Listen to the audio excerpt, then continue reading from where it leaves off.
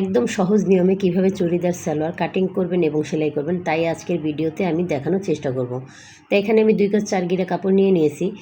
প্রথমে এই কাপড়টির ভাঁজ খুলে আমি ডাবল ভাঁজে দিয়ে নিয়েছি, তারপরে 4 ভাঁজে ভাঁজ দিয়ে নেব। সাধারণ সালোয়ার যেভাবে কাটিং করি সেভাবে ভাঁজ দিয়ে নেব।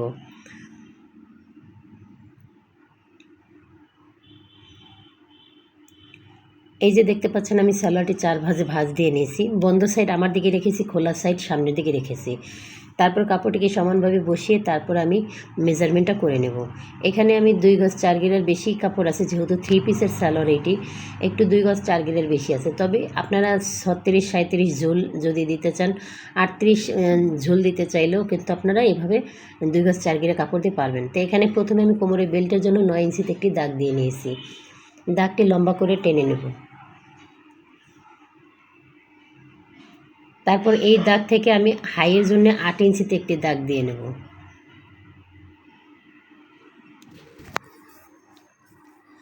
এখন আমি লম্বার মাপ নেব। কোমরের বেল্টের কাপড় কিন্তু এখানে 6.5 ইঞ্চি থাকবে সেলাইয়ের পর, সেই জন্য ফিতা 6.5 ইঞ্চি বাদ দিয়ে তারপর আমি ঝুলের মাপটি নিয়ে নেব। আপনারা দেখতে পাচ্ছেন আমি ফিতাটি কোমরের বেল্টের যে দাগ দিয়েছিলাম সেই দাগ থেকে 6.5 ইঞ্চি দূরে রেখেছি। 6.5 ইঞ্চি বাদ দিয়ে তারপর আমি 36 ইঞ্চিতে একটি দাগ দিয়েছি।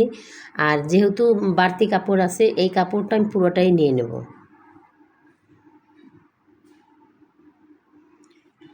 এখানে ঝুলের মাপ আমি 36-এ দাগ দিয়েছি, আর এখানে আরও 4 ইঞ্চি বেশি আছে, হাফ ইঞ্চি সেলাইয়ের জন্য রেখে আমি দাগ দিয়ে নিয়েছি। এখন লম্বা করে দুটি দাগ টেনে নেব।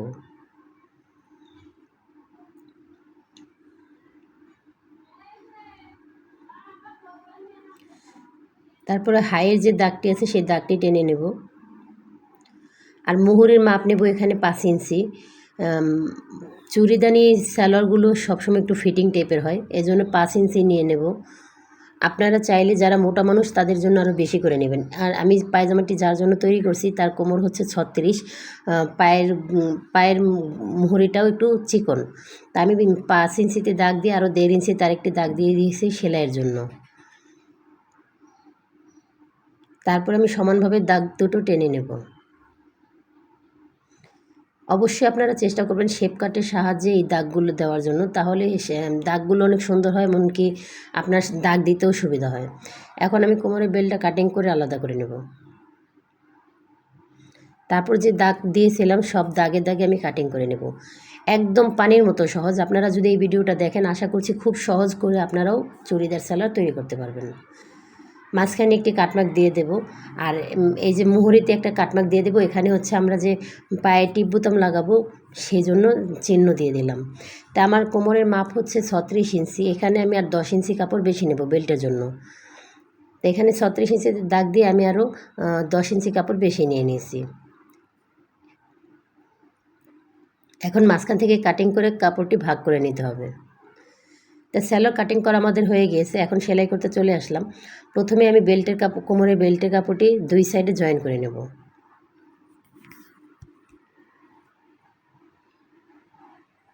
আপনারা স্কিপ করবেন না, স্কিপ করলে আসলে বুঝতে পারবেন না। আপনারা করেন কি, ভিডিও দেখেন কিন্তু স্কিপ করে করে দেখেন, তখন অনেক কিছুই বুঝতে পারেন না, কমেন্ট করেন যে আপু কোথায় কী রেখেছেন।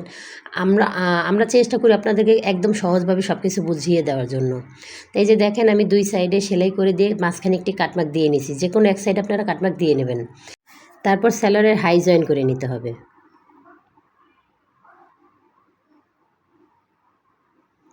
এভাবে হাই জয়েন করে তারপরে ঘুরিয়ে আবার ডাবল সেলাই দিয়ে নেব।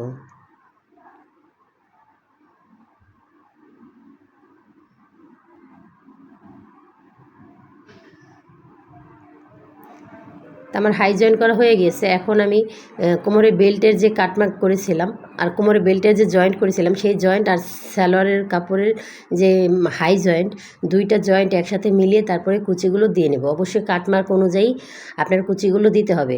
কুচি কম পড়লে কম পড়বে, বেশি পড়লে বেশি পড়বে। আপনার কাটমার্ক দুটোই মিলাতে হবে। সালোয়ারের কাপড় এবং কোমরের বেল্টের কাপড়ের কাটমার্ক অবশ্যই মিলাতে হবে।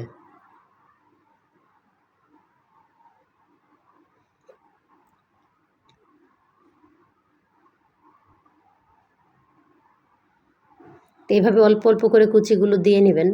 অনেক সেলাইয়ের ক্ষেত্রে কুচি বেশি হয়, অনেক সেলাইয়ের ক্ষেত্রে কুচি কম হয়।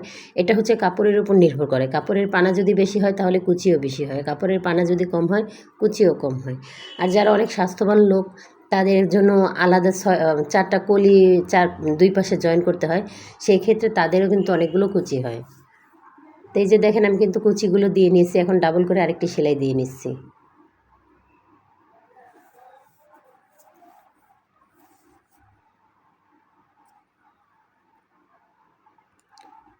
তার কোমরের বেল্টের কুচিগুলো দেওয়া হয়ে গেছে, এখন পায়ের মুহুরিটা চিকন করে ভেঙে নেব। এটা 1/2 ইঞ্চি পরিমাণ চওড়া রাখতে হবে, 1/2 ইঞ্চি পরিমাণ চওড়া রেখে তারপর সেলাইটা করতে হবে।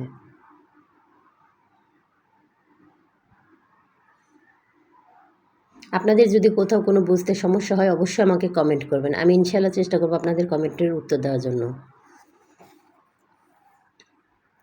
তারপর আমি যে দাগ দিয়েছিলাম এই দাগ থেকে আরেকটু মেজারমেন্ট করে নিচ্ছি। এখানে আমি 5 থেকে আরও 2 সুতা কমিয়ে নিলাম।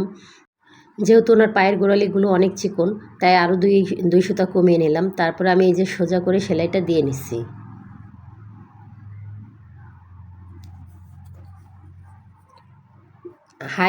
হাই জয়েনের সাথে কিন্তু দুইটা হাই কিন্তু এক সমান রাখতে হবে যাতে হাফ ডাউন না হয়।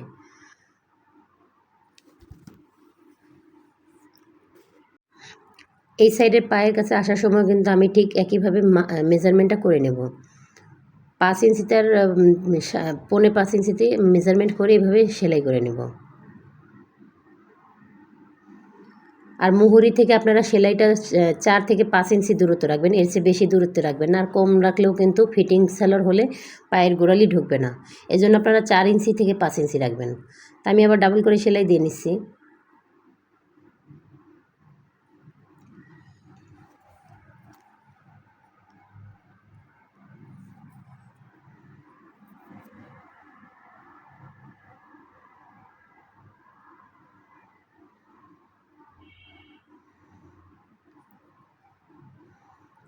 তো এই যে বাড়তি অংশটা দেখছেন এখানে অনেকটা কাপড় বাড়তি আছে, এই কাপড়টা মুহুরি ভাঙলে কিন্তু ভালো দেখা যাবে না, সেজন্য আমি একটু কাটিং করে নিলাম। তা এখন হচ্ছে গিয়ে পায়ের কাছে যে টিপ বোতাম লাগাতে হবে সেজন্য আমরা চিকন করে সাইডটা সেলাই করে নেব। তা আপনারা অবশ্যই খেয়াল করে দেবেন, এখানে আমি ভিডিওটা একেবারে স্লো করে দিয়েছি যাতে আপনারা বুঝতে পারেন। এখানে প্রথম যে ভাঙাটা হবে সেটা জামার আমরা কামিজের সাইড যেরকম সেলাই করি, যে সেলাই থেকে ধরে চিকন করে সেলাই দিতে হবে, আমরা ঠিক একইভাবে কিন্তু এখানে সেলাইটা দিয়ে নেব। অবশ্যই সেলাইয়ের মাথা থেকেই কিন্তু সেলাই দিতে হবে। পায়ের মুহুরিতে আমরা যেখানে সেলাই থামিয়েছিলাম আর এই ভাঙাটা সেখান থেকেই কিন্তু সেলাই দিতে হবে। এক পাশ আমরা ভেঙে নিলাম, আরেক পাশ এই যে দেখেন সেলাইয়ের বাইরে থাকবে, এটা কিন্তু সেলাইয়ের ভেতরে যাবে না, এটা সেলাইয়ের বাইরে থাকবে। ওই সেলাই পর্যন্তই আমরা এই সেলাইটাও কিন্তু ব্যাক স্টিচ দিয়ে নেব। আপনারা দেখতে পাচ্ছেন আমি কিন্তু সেলাই পর্যন্তই ব্যাক স্টিচটা দিয়ে নিয়েছি। এখন কীরকম হবে আমি আপনাদেরকে বুঝিয়ে দিচ্ছি। দেখেন একটা পার্ট ভেতরে যাবে আর একটা পার্ট বাইরে থাকবে, আপনারা নিশ্চয়ই বুঝতে পারছেন। তখন ওই বাইরের পার্টটা উপর দিয়ে এভাবে ভেঙে তারপর ভেতর পাশ দিয়ে আবার একটা সেলাই করে দিতে হবে। এই যে দেখেন এখন 2টা পার্ট এক সমানভাবে ধরে আমি 2-3টা সেলাই দিয়ে নিচ্ছি।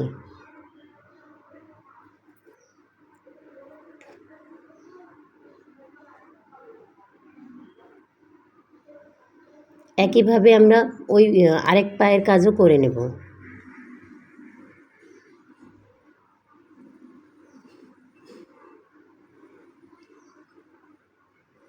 একটা সেলাই হবে ভেতর পাশে আমরা কামিজের সাইড যেরকম সেলাই করি ওইরকম, আরেকটা সেলাই হবে সেলাইয়ের বাইরে থেকে, মানে একটু বেশি থাকবে, 1/2 ইঞ্চি একটু বেশি থাকবে, যাতে সেলাই করার পর এক পার্ট বড় থাকে এক পার্ট ছোট থাকে।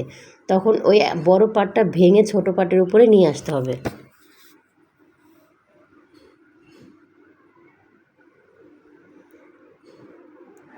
একইভাবে কিন্তু 2 পায়েরই কাজ করে নিয়েছি।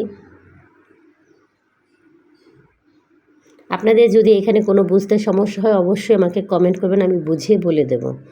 তো এখন এলাস্টিক জয়েন করতে হবে, সেই জন্য আমি 1/2 ইঞ্চি কাপড় ভেঙে চিকন করে সেলাই দিয়ে দিচ্ছি।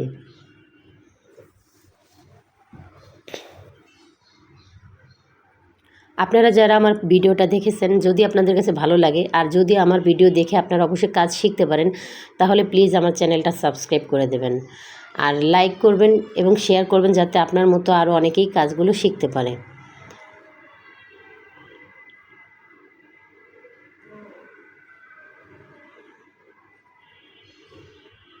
তা আমি এলাস্টিক চিকন করে সেলাই দিয়ে নিয়েছিলাম, এখন এলাস্টিক ভেতরে রেখে এভাবে সেলাই করে নেব।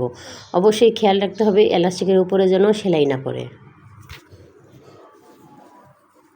আর এইভাবে এলাস্টিক জয়েন করলে কিন্তু এলাস্টিক জয়েনটাও খুব সুন্দর হয় এবং সহজ হয়। যারা নতুন দর্জি কাজ করছেন বা নতুন দর্জি কাজ শিখতে চাচ্ছেন, তারা এইভাবে যদি এলাস্টিক জয়েন করেন, দেখবেন পানির মতো সহজ মনে হচ্ছে।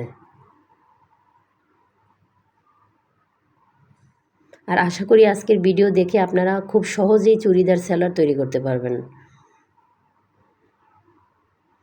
এলাস্টিক জয়েন করা হয়ে গেলে এভাবে ডাবল করে সেলাই দিয়ে দিতে হবে। অনেকেই কী করেন, মাঝখানে একটি সেলাই দিয়ে দেন। অনেকের কমপ্লেন থাকে যে এলাস্টিক মাঝখান থেকে ভেঙে বটে যায়। আপনারা 2টা সেলাই যদি দেন তাহলে বটে যাবে না, এটা প্লেন হয়েই পড়ে থাকবে কোমরের মানে পেটের সাথে। তো এই যে দেখেন, আমার কিন্তু স্যালোয়ারটি তৈরি হয়ে গিয়েছে। আর স্যালোয়ার সেলাইটি আপনাদের কাছে কতটা সহজ মনে হয়েছে অবশ্যই আপনারা কমেন্ট করে আমাকে জানাবেন। আর যদি ভালো লাগে অবশ্যই আমার চ্যানেলটা সাবস্ক্রাইব করে, লাইক করে, কমেন্ট করে পাশেই থাকবেন। আশা করছি সবাই ভালো থাকবেন। খোদা হাফেজ।